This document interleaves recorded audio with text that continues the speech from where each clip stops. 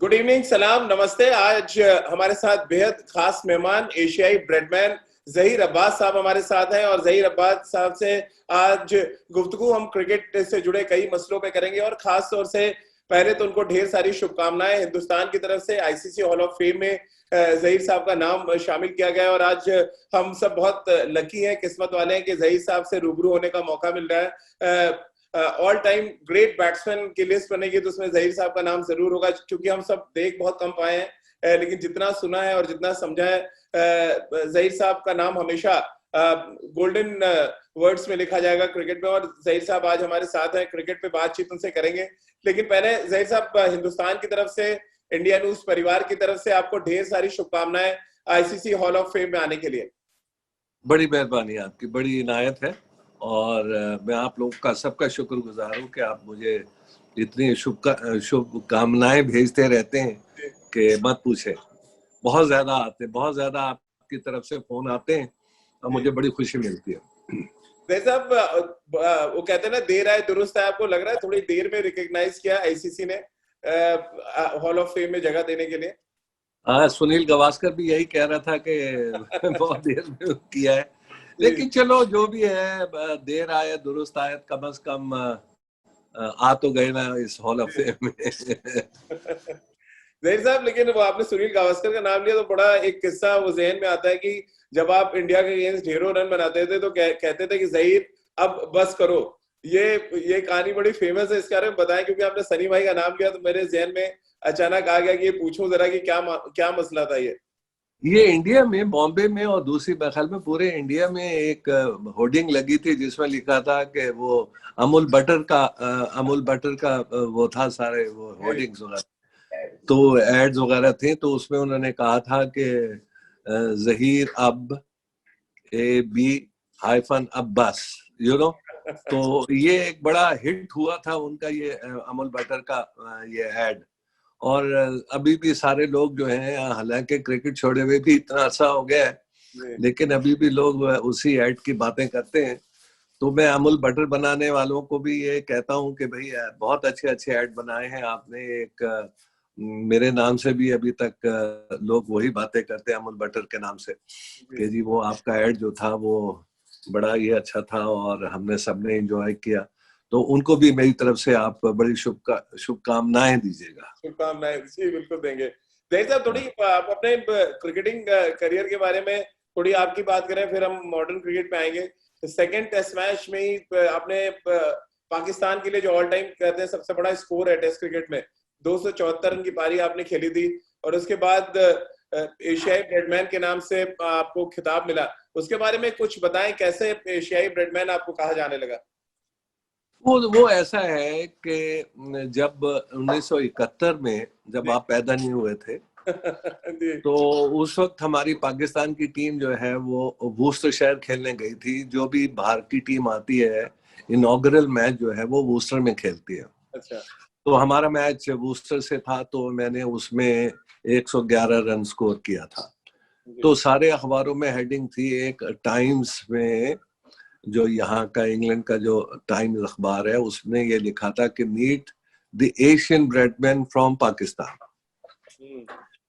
तो उन्होंने नाम रखा था, मुझे दिया था टाइम्स वालों ने। मुझे लिखने वाले का नाम अभी याद नहीं है, लेकिन ये है कि ये टेस्ट मैच से पहला ही मैच जब मैंने खेला है वुस्टर के खिलाफ, तो उन्होंने ये मेरा नाम एशियन ब्रेडमैन बना दिया। मैंने कहा भाई क्या हो गया इन लोगों को यार, ये इनकी नजरें कमजोर तो नहीं है कहीं कि अभी से मुझे एशियन ब्रेडमैन बना दिया, जबकि अभी मैंने टेस्ट क्रिकेट में अभी स्कोर भी नहीं किया है और अभी तो दूसरे मैचेस काफी बाकी है। उसके बाद टेस्ट मैच होंगे, उसके बाद आप जो मर्जी नाम दे दें। तो इत्तेफाक की बात यह है कि जैसे आपको पता है कि पहला टेस्ट मैच खेला था जब मैं, तो 274 कर दिया। तो जो उन्होंने लिखा था वो सही साबित कर दिया, मैंने भी सही साबित कर दिया, उन्होंने भी सही साबित कर दिया कि जो मैंने लिखा था वो सही है। और जहीर साहब, 100 शतक लगाना फर्स्ट क्लास क्रिकेट में, ये भी एक रिकॉर्ड आपके नाम पर है। कैसे आप देखते हैं, जो उस टाइम पे आपको रन मशीन के तौर पे देखते थे और हिंदुस्तान में तो एक खौफ था कि जहीर साहब को आउट कैसे किया जाए, और एक सीरीज में तो शायद सनी गावस्कर आपको आउट कर पाए थे, बाकी बॉलर्स तो तरसते ही रह गए थे। सुनील गावस्कर तो अभी भी भाई उस मेरे आउट करने की बातें लाखों को बताता है, टीवी पे बोलता है, जी कहते हैं मैंने इतनी एक की विकेट दी है, वो भी बड़े उस बैट्समैन के लिए जिसकी के सेंचुरी होने वाली थी। तो बड़ा हम लोग आपस में काफी मजाक भी करते रहते हैं, बोलते भी रहते हैं। तो वो जरा बड़ा चौड़ा होके चलता है कि मैंने तेरी विकेट ली है। मैं कहा ठीक है भाई, इसको कोई डिनाई अब कर ही नहीं सकता, जब तूने मुझे आउट कर लिया तो कर लिया, खत्म हो गई बात। लेकिन अभी तक हम वो बातें करते हैं और खूब इंजॉय करते हैं। वो मेरी वाइफ से भी बातें करते हैं, क्योंकि इनका लिंक कानपुर से भी है। तो ये लोग काफी फ्रेंडली हैं, एक दूसरे से बातें होती रहती हैं। लेकिन ये है कि जरूर, क्योंकि मैं गावस्कर को वैसे भी 1972 से जानता हूँ, 72 से, जब हम वर्ल्ड 11 में सिलेक्ट हुए थे और ऑस्ट्रेलिया गए थे, तो हमारी रिलेशनशिप वहां से ही बहुत ज्यादा थी। बल्कि मैं आपको एक चीज बताऊं कि जब ओवल पे जब इंडिया की टीम जीती थी, तो मैं उनको कॉन्ग्रेचुलेट करने गया था उनके ड्रेसिंग रूम में। तो जब देखिए, बात दरअसल यही होती है कि किस तरह आप अपने दोस्त बनाते हैं, कि किसी की खुशियों में शामिल हो जाना, किसी के गम में शामिल हो जाना। तो वो तो खुशी का मुकाम था। तो मैंने कहा भाई मैं तो ड्रेसिंग रूम में जाके सारी हिंदुस्तान की टीम को मुबारक देता हूँ। तो हमारी दोस्ती उस 71-72 के टूर से शुरू हो चुकी थी, भाई और साहब। अभी तक है, जी और अभी तक है, और खूब है। जी फरमाइए। जी, वही बड़ी पुरानी एक कहावत है, जहन में आती है जही सर की, रिश्ता बनाने में गलती हो जाए, निभाने में नहीं होना चाहिए। और मुझे लग रहा है उसी को आप फॉलो करते हैं, अभी तक आप निभा रहे हैं हिंदुस्तान के साथ रिश्ता। देख लीजिए, ये फिर ना कहिएगा कि खबर ना हुई। जही साहब, थोड़ी मॉडर्न क्रिकेट आप देख रहे हैं इन दिनों।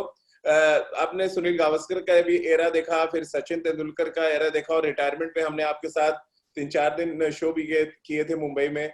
अब आज का दौर है जहाँ पे विराट कोहली की बात होती है, रोहित शर्मा की बात होती है, बाबर आजम की बात होती है। कैसे आप देखते हैं बैट्समैनों का जो एरा है और उसको चेंज होते हुए, एज अ बैट्समैन किस तरह से आप इसको एनालाइज करेंगे?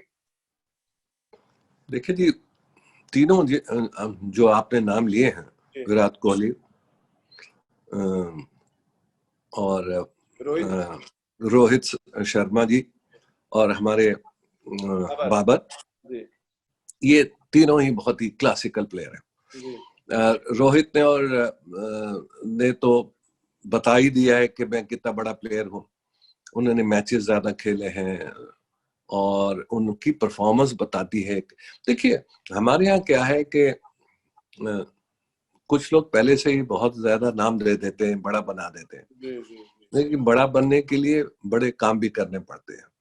तो कोहली की आप देखें, परफॉर्मेंस देख लें, बहुत बड़ी परफॉर्मेंस है, बहुत बड़े प्लेयर हैं। रोहित शर्मा को देख लें, एट विल जो है, जो मर्जी स्ट्रोक खेल लेते हैं। जी और ये बहुत बड़ी ये आर्ट है, जी बॉल बना के जिस तरफ मर्जी आप फेंक दें, जिस तरफ मर्जी, जहां गैप नजर आए उस तरफ आप बॉल बॉल और बॉल जो है उस तरफ फेंक दें, अपने बल्ले के एंगल चेंज कर दें।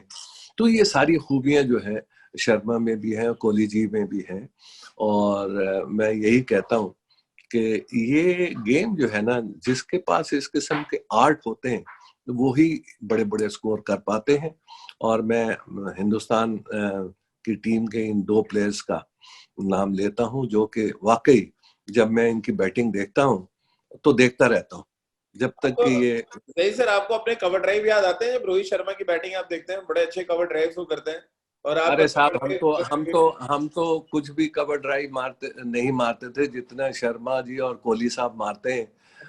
और मैं उनको सच्चे दिल से मुबारकबाद देता हूँ कि उन्होंने इस काम के लिए बड़ी मेहनत की है। ये नहीं है कि उनको ये स्ट्रोक्स जो है वो घर बैठे मिल गए हों। तो उन्होंने काफी मेहनत की है इस काम में। और ये आप जब तक प्रैक्टिस नहीं करेंगे, ऐसे स्ट्रोक्स मारना कोई इतना आसान काम नहीं है। और फील्ड प्लेसमेंट जो खड़ी होती है उसके दरमियान में जब आप गैप बनाते हैं, गैप बना के खेलना कोई इतना आसान नहीं होता। तो ये सारा प्रैक्टिस से आता है, यू नो। तो ये इन इन इन प्लेयर्स में बहुत खास खूबी है। और जहां तक बाबर का ताल्लुक है, बाबर बहुत अच्छा ऊपर आ रहा है। और हम लोग तो जब भी पाकिस्तान के लड़के जब अच्छी बैटिंग करते हैं तो हम इंडिया के बैट्समैनों की मिसालें देने शुरू कर देते हैं कि जी ये कोहली की तरह है, कोहली की तरह है। और मैं एक चीज कहता हूँ कि कोहली जरूर बनिए, लेकिन ये कि आपकी परफॉर्मेंस भी कोहली की तरह होनी चाहिए। और कोशिश कर रहे हैं। देखिए बात दरअसल ये कोशिश कर रहे हैं, किसी जमाने में हमारी बैटिंग लाइनअप बहुत स्ट्रांग होती थी, तो उस वक्त आप खुद देख लें कि बड़े बड़े नाम बैटिंग में भी पैदा हुए। हमारे यहाँ फास्ट बॉलर्स बड़े पैदा हुए, उनके भी बड़े बड़े नाम थे। लिहाजा आजकल जरा थोड़ा इस चीज का काफी फुकदान पाया जा रहा है।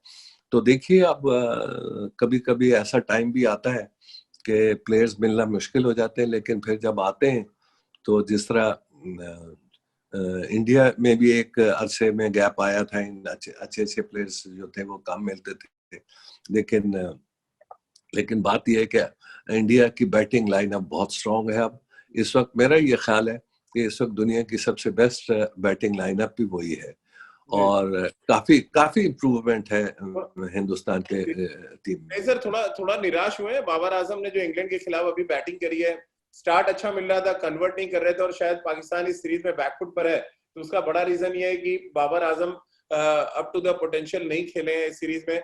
और जो बार बार उनको फैब फोर से तुलना कर रहे थे, नासिर हुसैन का ये कहना था कि जो रूट और विराट कोहली, विलियमसन और स्टीव स्मिथ के बराबर के बैट्समैन है। क्या आप मानते हैं वो पोटेंशियल दिखाया उन्होंने? पोटेंशियल बिल्कुल है, मैं ये कहता हूँ कि बड़ा पोटेंशियल है। इनको एक आधी चीज जो है वो सीख जाएंगे टाइम के साथ, और जब वो उनको आ जाएगी तो लाजमी बात है। देखिए नाम देना जो है वो काफी नहीं होता है, परफॉर्मेंस जो है वो काउंट होती है। लिहाजा मुझे पूरी उम्मीद है कि उन सारी जो थोड़ी बहुत गलतियां करते हैं प्लेयर, देखिए बड़ा प्लेयर वो है जो बहुत कम गलतियां करे। अब जो कम गलतियां करेगा वो कम आउट होगा, स्कोर लंबा करेगा। लिहाजा वो भी अभी उनकी उम्र ही क्या हुई है, और सब कुछ सीख भी जाएंगे। और मेरा ये ख्याल है, देखिए यही नहीं कि बाबर को स्कोर करना चाहिए, बल्कि बाकी दूसरे टीम के लड़के जो हैं वो भी, उनको भी स्कोर करना चाहिए। सिर्फ एक बाबर मैच नहीं जिता सकता, उनके साथ कम से कम 2-3 ऐसे बैट्समैन होने चाहिए जो कि लंबे स्कोर करते हो। तो टीम कंप्लीट होने के लिए ये जरूरी है कि दूसरे बैट्समैन भी जो है उनकी भी परफॉर्मेंस जो है वो ही बाबर की तरह होनी चाहिए, तो टीम इंशाल्लाह फिर जीतना शुरू हो जाएगी। साहब विराट कोहली के बारे में कहा जा रहा है वो सचिन के 100 जो शतक उन्होंने इंटरनेशनल क्रिकेट में लगाए हैं, वो विराट कोहली उसको तोड़ सकते हैं। आपको लगता है ये पॉसिबिलिटी नजर आती है एज अ बैट्समैन? क्योंकि आप इतने ग्रेट बैट्समैन थे, आपके देखने का नजरिया थोड़ा डिफरेंट होगा विराट कोहली की बैटिंग को। कैसे आप देखते हैं? क्या ये मुमकिन लग रहा है आपको? बिल्कुल हर चीज मुमकिन होती है, हर चीज मुमकिन होती है। और देखिए अभी तक वो खेल रहे हैं, यंग हैं, तो मेरा ये ख्याल है कि वो कर लेंगे। उनको कोई प्रॉब्लम तो नहीं होनी चाहिए। ये मैंने काफी अर्से पहले 2006 में या पता नहीं किस में मैंने ये कहा था कि कोहली जो है वो सारे रिकॉर्ड्स तोड़ देंगे। और देखिए ये जो प्लेयर्स जो आते हैं ना जी, इनकी 10 साल 15 साल के बाद जब वो दूसरा प्लेयर रिटायर होता है तो दूसरा आ जाता है, फिर तीसरा आ जाता है। तो ये है कि अभी तक गैप नहीं आ रहा इंडिया की टीम में। बैट्समैन है तो बैट्समैन आए चले जा रहे, लेकिन कोई ये नहीं है कि कोई कमी आई हो। तो मेरा ख्याल है इम्प्रूवमेंट तो बहुत ज्यादा है मतलब इंडिया की टीम में। और पाकिस्तान की टीम में ये है कि हम सिर्फ बाबर आजम पे ही अगर हम ये कहना शुरू कर दें कि बाबर आजम ही सिर्फ ये मैच जितवाएंगे, तो वो बात गलत होती है। सारी टीम के लड़के जो हैं उसके वो जिताती है।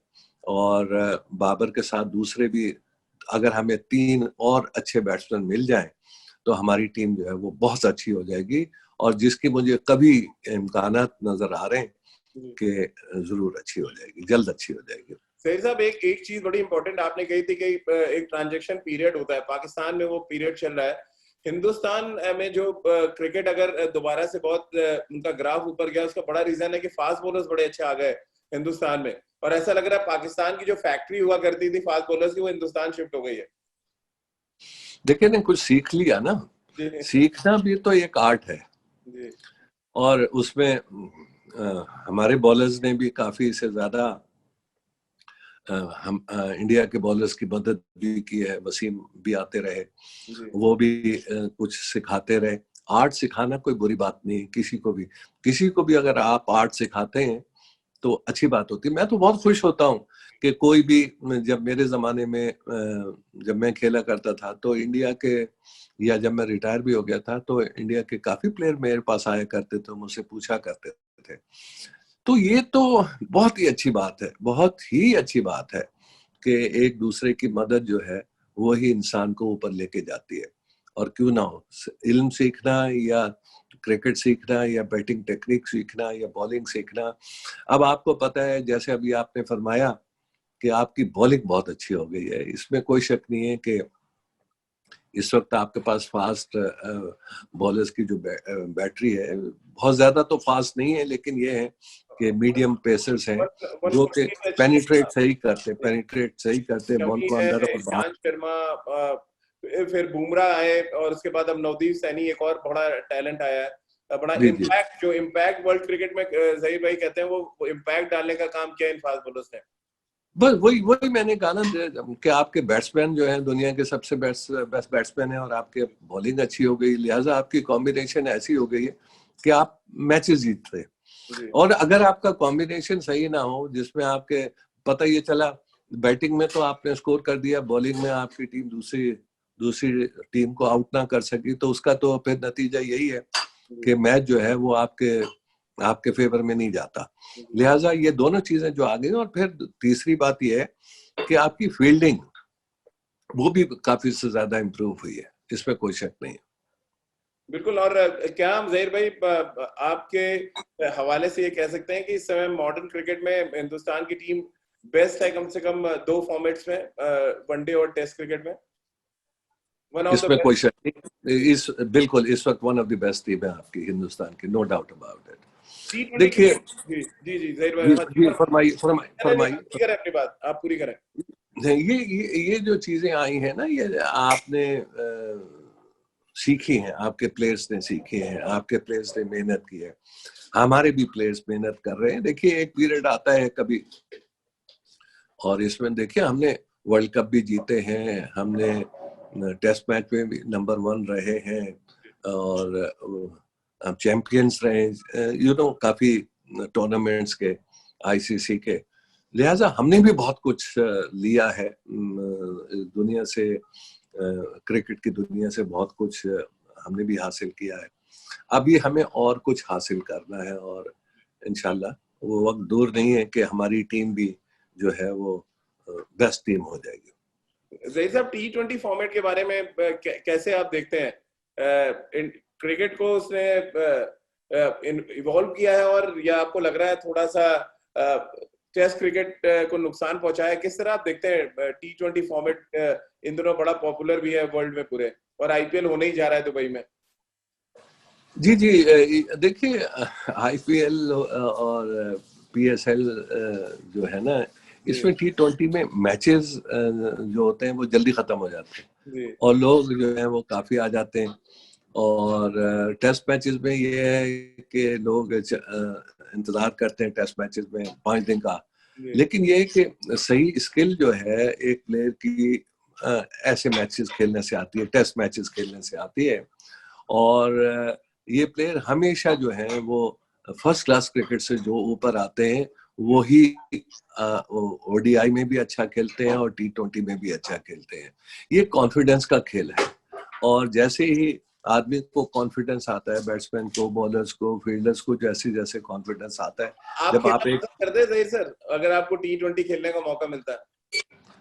अरे हम तो भैया जब T20 शुरू हुआ तो हम घर पे आराम से बैठे हुए थे, मैचेस देखते थे।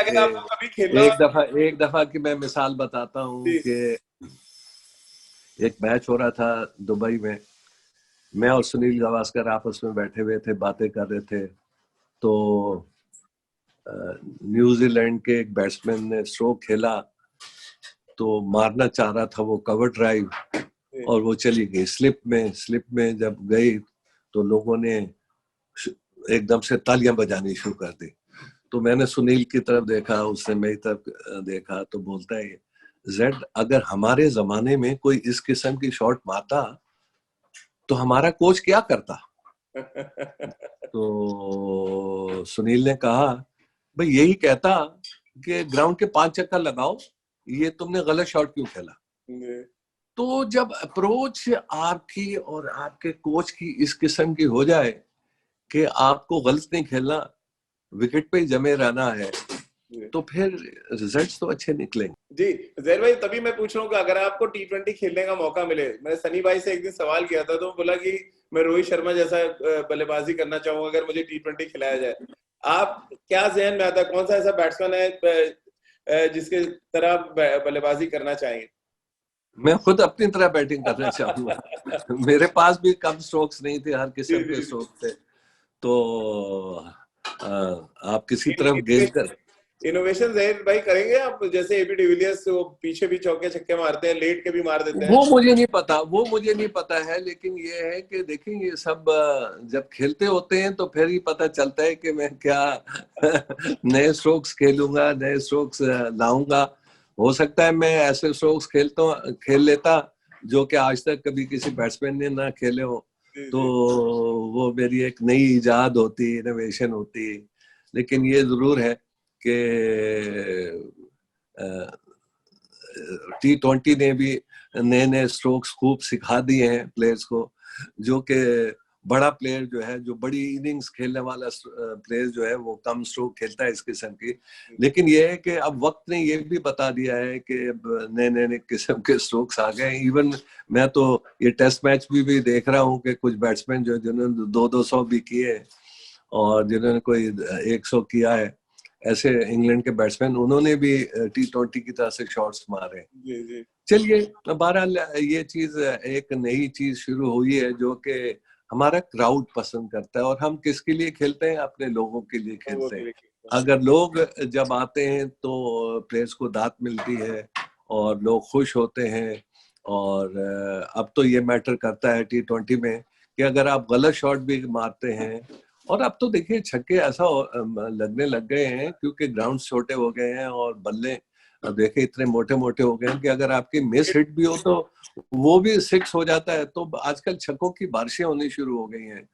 तो ये हमारे जमाने में हम ऊंची शॉट मारते नहीं थे, और अब ये नई नई चीजें शुरू हो गई, तो ये भी एक T20 में जहीर सर ऐसा लगता है कभी कभी कि लठैत बैटिंग करने आए आंद्रे रसेल आते हैं, वो जिस तरह से बैटिंग करते हैं, जो कैरेबियन बैट्समैन खासतौर से, तो बिल्कुल लगता है कि लठैत आए और पहली बॉल से गेंद को मैदान से बाहर भेजना है। ये एक बड़ा इनोवेशन आपको लगता है जो हुआ है? होता ये है कि शुरू के जो बैट्समैन होते हैं, शुरू के बैट्समैन, देखिए 20 ओवर होते हैं, उसमें आपको एवरेज रखनी पड़ती है। अमूमन आपने ये देखा कि 10 ओवर में कम से कम अगर आपका स्कोर कोई 80-90 के करीब हो जाए, तो इसका मतलब ये है कि टीम जो है वो विक्ट्री की तरफ जा रही है या बड़े रन्स की तरफ जा रही है। आपको ये पता है कि 20-20 ओवर्स में, तो मैंने शायद, मैं अगर सही हूँ तो 200 भी रन्स कंप्लीट हो चुके, बहुत आराम से बने हैं, और तेज भी हो जाते हैं। 160, 70 या 80 के करीब अगर आप स्कोर कर लें तो आप वो आपका विनिंग स्कोर हो जाता है। लिहाजा गेम बड़ा इंटरेस्टिंग हो गया है, इसमें कोई शक नहीं है। लेकिन कुछ ऐसे स्ट्रोक्स भी आए हैं कि जो नए नए स्ट्रोक्स हैं। लेकिन सबसे बड़ी खूबी ये है कि जब लोग टेस्ट मैच खेलते हैं, प्लेयर्स टेस्ट मैच खेलते हैं, तो प्लस टेस्ट मैच को टेस्ट मैच ही के तरीके से खेलते हैं, जो कि ये बहुत अच्छी आदत है, प्लेयर्स की बहुत अच्छी आदत है। बाल औक़ात होता है कि कभी कोई स्ट्रोक्स वगैरह या रन्स स्कोर बोर्ड पे ना आ रहे हो, तो उससे ये होता है कि लोग जो है ये T20 वाली शॉट्स खेल लेते हैं, और जब वो देखते हैं कि स्कोर बोर्ड पे जरा काफी ठीक ठाक स्कोर लग गया है, तो फिर वो सही खेलना शुरू कर देते हैं। तो बस ये है, ये माइंड गेम है।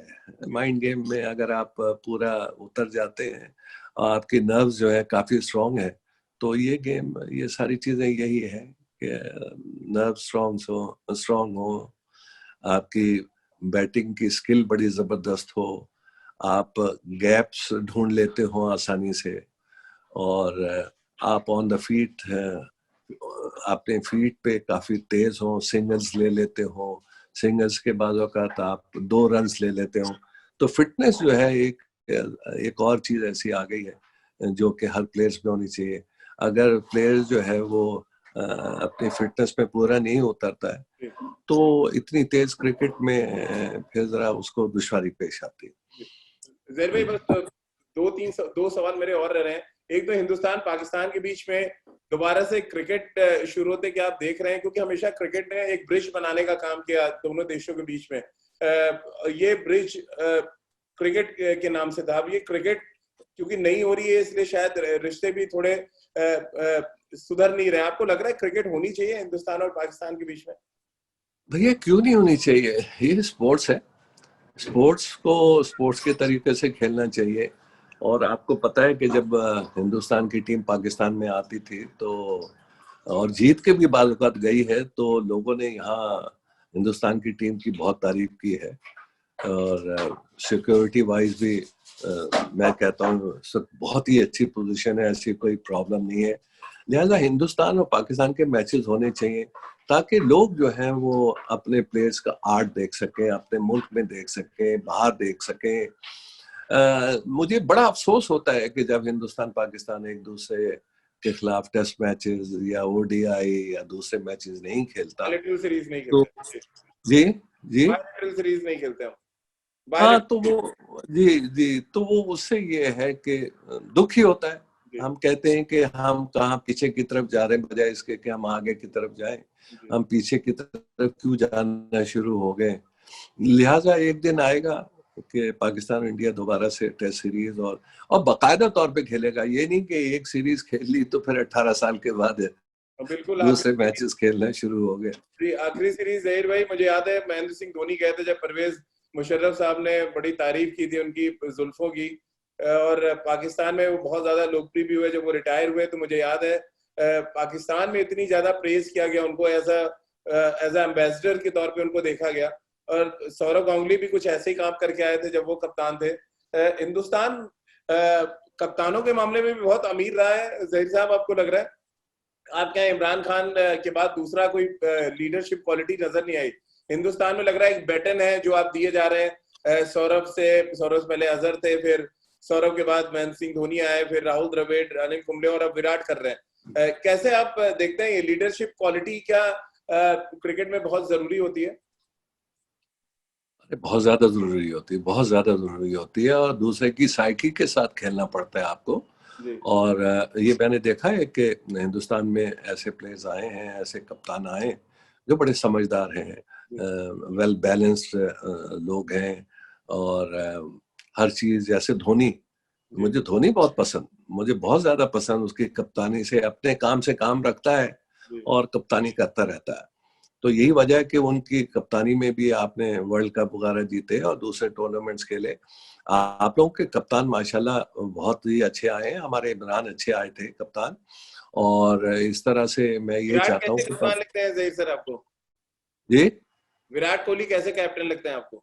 विराट कोहली अच्छे कप्तान हैं, अच्छा कर रहे हैं। बस ये है कि जरा गुस्से में जल्दी ना आ जाया करें। बाकी बाकी बाकी बहुत अच्छे कप्तान है। देखिए, कप्तान की शान ये है कि टीम भी जीते और वो स्कोर भी करे। जी।